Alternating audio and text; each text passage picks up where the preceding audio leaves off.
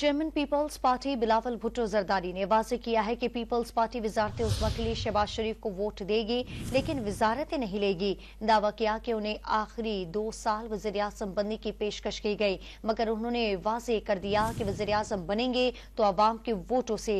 ठट्टा में जलसे से खिताब में कहा कि इलेक्शन के बाद जीतने और हारने वाले दोनों एहतजाज कर रहे हैं। मुखालिफिन को आइंदा ज़मीनी इंतखाब में अपनी छोड़ी जाने वाली सीट पर मुकाबले का चैलेंज भी दिया। साथ ही सदारत इलेक्शन में आसिफ अली जरदारी के उम्मीदवार होने का ऐलान भी किया।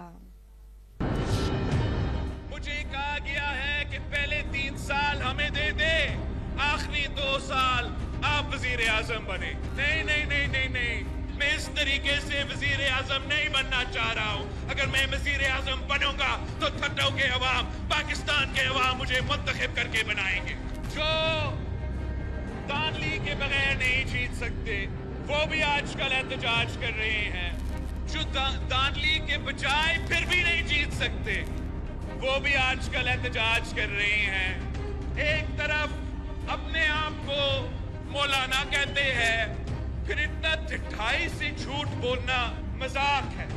दूसरा पीर साहब है, आप मुझे बताएं कहां दानली हुआ पीर साहब?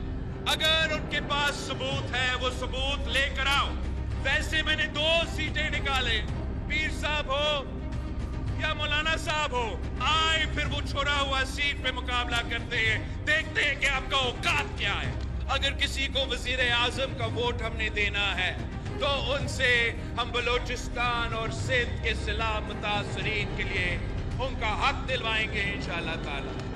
सदर की जो इलेक्शंस आ रहे हैं उसमें हमारा उम्मीदवार सदर जरदारी होगा। जब सदर जरदारी अपना ओहदा संभालता है तो वो इस आग को बुझा देगा, वफाक को बचा देगा और आप सबका, चारों सूबों का ख्याल रखेगा।